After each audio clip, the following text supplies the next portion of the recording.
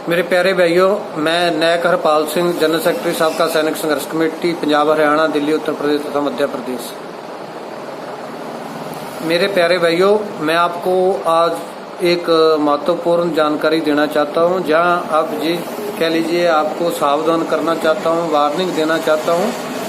और आपने इसके ऊपर अपना ध्यान नहीं दिया तो आपको इसके बहुत बुरे रिजल्ट जो है वो भोगने होंगे। तो इसलिए मैंने आपके लिए ये वीडियो बहुत सोच समझ के बना रहा हूँ, तो कृपया इसको सुनिए। अगर आपके साथ वीडियो के बताए मुताबिक कुछ गलत हुआ है तो हमें इन्फॉर्म कीजिए, लेकिन इसको ध्यान में जरूर रखिए और अपना जो है सावधानी बरतें और जो है इन चीज़ों के ऊपर ध्यान दें कि कहीं आपके साथ भी ऐसा कुछ हुआ तो नहीं है। तो मैं शुरू करता हूँ ECHS का मामला। तो भाइयों, मैंने अपने पंजाब में बहुत सी जगह से केस देखे हैं, मेरे पास बहुत से लोगों ने फ़ोन करके बताया भी है, लेकिन सबसे बड़ी बीमारी है जो हमारे जवानों में वो है कि हम आगे आने के लिए तैयार नहीं है, हम आगे आकर के कुछ बोलने के लिए तैयार नहीं। तो ECHS में अरबों के घोटाले चल रहे हैं और ये अब नहीं हुआ, ये पहले से चल रहा है और तकरीबन सभी को मालूम भी है, लेकिन फिर भी आंखें बंद किए हुए हैं। तो मैं उसके ऊपर आपको पहले बताता हूँ कि होता क्या है। हम क्या है कि हमारे काफ़ी बुजुर्ग हैं जो अस्पताल में एडमिट होकर के चले जाते हैं, वहाँ पे हॉस्पिटल में दाखिल हो जाते हैं, वहाँ पे 7, 8, 10 दिन रहते हैं वहाँ पे हॉस्पिटल के अंदर। उनको खाना खिलाया जाता है, उनको रखा जाता है वहाँ पे। नॉर्मली अगर जिसको कोई प्रॉब्लम है तो उसके ऊपर उनको मेडिसिन वगैरह दी जाती है। तो नॉर्मली बुढ़ापे में क्या होता है, दर्दें तो नॉर्मली होती ही हैं, तो नॉर्मल मेडिसिन दी जाती है और उसके बाद 10 दिन के बाद जब रेस्ट करके आदमी आएगा तो एकदम उसको लगेगा कि मैं कुछ ठीक हूँ। तो क्या होता है कि बहुत सी जगह पे तो हॉस्पिटल जो है किसी ने मोबाइल दे दिया, किसी ने अपना कपड़े दे दिए, पैंट कमीज दे दिया किसी को, किसी ने 2,000-3,000 रुपया कैश दे दिया हॉस्पिटल वाले ने कि जे लीजिए, आप जो है बहुत अच्छे आदमी हैं, हम आपकी मदद करना चाहते हैं, आप ये रख लीजिए, अगर आपको कभी आगे ज़रूरत पड़ती है तो आप सीधा हॉस्पिटल में आ जाइए। तो हमारे आदमी क्या हो जाते हैं, गुमराह हो जाते हैं। वहाँ पे सोचते हैं डॉक्टर साहब बहुत बढ़िया है, डॉक्टर साहब बहुत अच्छा सोचते हैं हमारे लिए और इसीलिए इन्होंने जो है वो हमारा साथ इतना प्रेम प्यार करते हैं। लेकिन आपको पता नहीं है, जहाँ पे भी हाथी के दांत खाने के और दिखाने के कुछ और है। एक्चुअली में आप हॉस्पिटल में रहे, आपने कभी देखा कि आपका जो ECHS का ट्रीटमेंट का बिल है वो कितना बना, आपको क्या दिया गया और उसने बिल क्या बनाया आपका। बहुत से आदमी मैंने अपना देखे हुए हैं जिनके बारे में मैं जानता भी हूँ। तो वो क्या है, कभी एक महीने में 2-2 बार भी दाखिल हो जाते हैं हॉस्पिटल में, जबकि उनको कोई मेजर प्रॉब्लम नहीं है। बस यही है कि हॉस्पिटल वालों ने बोल दिया तो वहाँ पे जा कर के 10 दिन में रेस्ट कर लूँगा और मैं जो घुटने दर्द वगैरह होते हैं वो ठीक हो जाएंगे। एक्चुअली में होता कुछ भी नहीं है। 10 दिन घर में रेस्ट कर लोगे तो भी ठीक हो जाओगे।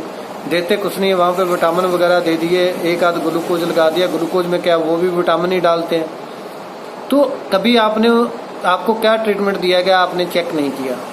आपके चेक नहीं करने की वजह से आपके साथ क्या हो सकता है वो मैं आपको बताता हूँ। मान लीजिए आप क्या सोचते हैं कि जो डॉक्टर हैं वो आपको बिल जो है वो 2 लाख का बना करके पेश करेंगे। आपका 8 दिन 10 दिन आप जितना रहते हो वहाँ पे 2 लाख का बिल बना करके सरकार के पास भेजेंगे। वो किस चीज़ का भेजेंगे, उनको भी तो कोई ट्रीटमेंट दिखाना होगा ना। तो अगर मान लीजिए आपका उन्होंने वहाँ पे दिखा दिया, आपने कौन से डॉक्यूमेंट चेक किए, उन्होंने दिखा दिया आपका कि आपको पित्त की पथरी थी। आपका जो पित्त है वो आपका उन्होंने निकाल दिया। ठीक है जी, वो निकाल दिया। वो निकाल तो आपका एक्चुअली में तो नहीं निकाला है, ग्राउंड पे नहीं निकाला है, लेकिन जो है कागजों में वो आपका निकाल के दे दिया। ठीक है, उसका बिल उन्होंने क्लेम कर लिया। आपने वहाँ पे हॉस्पिटल में साइन भी कर दिए। ठीक है जी, उसके बाद क्या हुआ? उसके बाद मान लीजिए 6 महीने, साल, 2 साल के बाद एक्चुअली में आपके पित्त में पथरी बन गई और आप हॉस्पिटल में एडमिट हुए और वहाँ पे आपका पता चलेगा, जब जाएगा बिल तो वहाँ पे पता चलेगा आपका तो पित्त पहले ही निकाल रखा है, तो अभी किसका निकाल दिया भाई? अब अभी आपका वो कैसे निकाल दिया? क्या एक आदमी के अंदर 2 पित्त तो नहीं होते ना? तो क्या होगा? आपके उसके ऊपर साइन है, आपके ऊपर 420 का केस होगा। बोलेंगे कि भाई आपने या तो किसी दूसरे का ट्रीटमेंट हॉस्पिटल में करवाया है, हॉस्पिटल को भी गुमराह किया, फौज को भी गुमराह किया है, आपने गलत बेनिफिट लिया है, तो क्या होगा? केस आपके ऊपर दर्ज होगा, 420 का केस आपके ऊपर चलेगा। और जब हम कार्ड बनवाते हैं उसमें होता है कि हम अगर फ्रॉड करते हैं तो हमारा कार्ड कैंसिल जो है वो सरकार कर सकती है, तो आपके कार्ड कैंसिल होंगे। साइन तो आप करके आ गए ना। तो अभी जो है ऐसे बहुत सारे केस निकलेंगे, जैसे इंक्वायरी चलेगी ऐसे बहुत सारे केस निकलेंगे जिनके कागजों में ऑपरेशन कर रखे हैं और ग्राउंड पे कुछ नहीं हुआ। ग्राउंड पे वो 5-7 दिन 10 दिन लगा के हॉस्पिटल में आ गया कि ठीक है जी, खाना पीना मिल रहा है, रेस्ट हो रही है, तो घर में पड़ा क्या करूंगा। वहाँ पे 2-4 हज़ार रुपया मिल गया, कुछ कपड़ा लत्ता मिल गया और जो है वो किसी को मोबाइल दे दिया।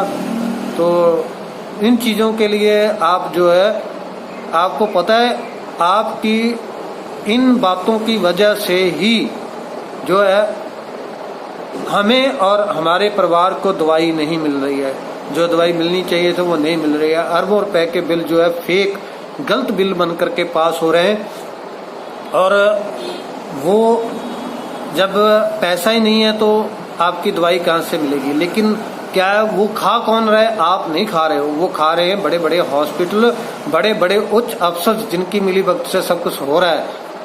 आपको तो पता भी नहीं है, आप लोग तो एक छोटा सा मोहरा हो उनकी, जिनको ये भी नहीं पता है कि हमारा इस्तेमाल कहाँ हो रहा है। तो भाइयों, मैं आपको इसके बारे में आगाह करना चाहता था। आप कभी भी एडमिट होते हो हॉस्पिटल में, आपको जाते ही हॉस्पिटल वाले अगर बिल साइन करने के लिए देते हैं तो आप जिस दिन भी, अगर मान लो पहले दिन नहीं दिया तो दूसरे दिन दे दिया, तीसरे दिन दे दिया, आपको बोलेंगे साइन करो। आपने क्या करना है कि जिस दिन आपसे साइन करवा रहे हैं साइन करो और नीचे उसका डेट डाल दो। मान लो जैसे आज 29 तारीख है तो आप डाल दो 29 से 2020, तो तब देखेंगे इनका बिल कैसे पास होता है। बोलेंगे डेट नहीं डालो, उनको बोलो भाई मैं डेट आज साइन कर रहा हूँ तो आज की डेट डालूंगा ना, तो इसलिए डेट जरूर डालना है। और दूसरा, बिल जरूर चेक करो आप जब भी हॉस्पिटल से निकलते हो। आपकी जो अनगैली है, जो आप ये लापरवाही कर रहे हो, उसकी वजह से आपका और आपका परिवार खतरे में है। इसमें जान का खतरा भी है। जब आगे दवाई नहीं मिलेगी, आगे ट्रीटमेंट नहीं मिलेगा आपको ठीक से, तो आपका जो है वो जान का खतरा है इसमें।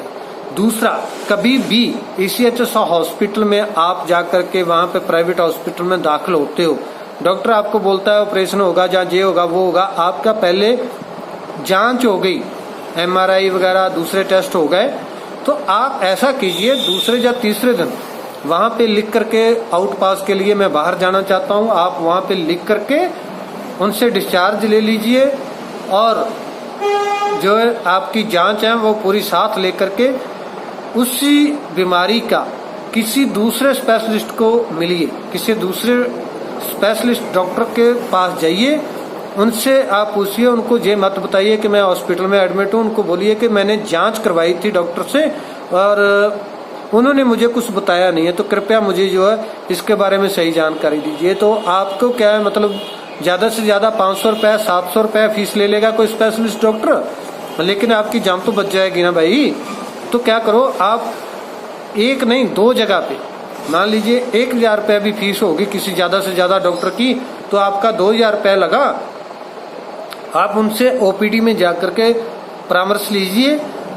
अगर वो आपको बोलता है कि आपका, दोनों डॉक्टर बोलते हैं कि आपका ऑपरेशन जरूरी है, कोई और ट्रीटमेंट नहीं है, कौन सा वो ट्रीटमेंट आपको बताते हैं, फिर आप आकर के विचार कीजिए कि मुझे करवाना चाहिए नहीं करवाना चाहिए। आपको आधे केस ऐसे मिलेंगे जो ईसीएच के थ्रू जो प्राइवेट हॉस्पिटल है वो आपको ऑपरेशन के बारे में बता देंगे कि ऑपरेशन होगा, लेकिन आप बाहर जाकर के बात करोगे तो वो बोलेंगे कि इसमें दवाई ही काम कर जाएगी, दवाई से ही काम चल जाएगा, आपको ऑपरेशन की जरूरत नहीं है, जहाँ कोई अल्टरनेट कोई और ट्रीटमेंट बता देंगे। तो ये भाई आप बच के रहो और सावधान रहिए।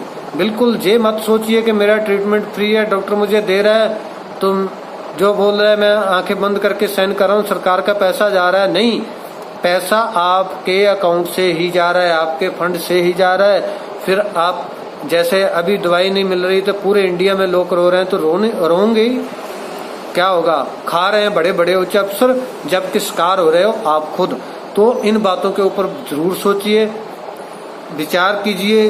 अगर कोई कमेंट है जहाँ कोई आप बात इसके बारे में बताना चाहते हैं तो हमारे नंबर ऊपर फ्लैश हो रहे हैं, तो कृपया आप उन नंबर पे हमें कमेंट कीजिए, यूट्यूब पे कमेंट कीजिए, जहाँ व्हाट्सएप पे वो नंबर ऐड करके वहाँ पे आप हमारे साथ बात कीजिए कि क्या ये बात सही है या क्या है, आपने विचार की।